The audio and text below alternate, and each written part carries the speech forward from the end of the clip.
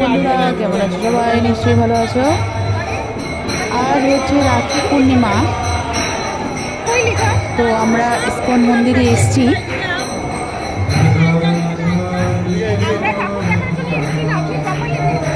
বাইরে খুবই বৃষ্টি পড়ছে, দেখুন মানুষের কত ভিড়।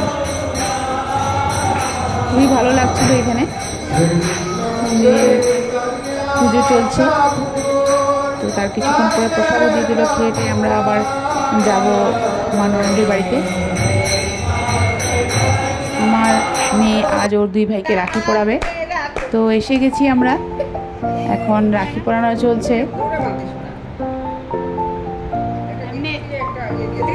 এমনি এসে করো, এইদিকে দেখ। রাখি টাকি পরিয়ে এখন আমরা ঘরে চলে যাব, অনেক রাত হয়ে গেছে। তো আজ এইটুকুই রইল, আবার দেখা হবে। সবাইকে শুভ রাখি পূর্ণিমা।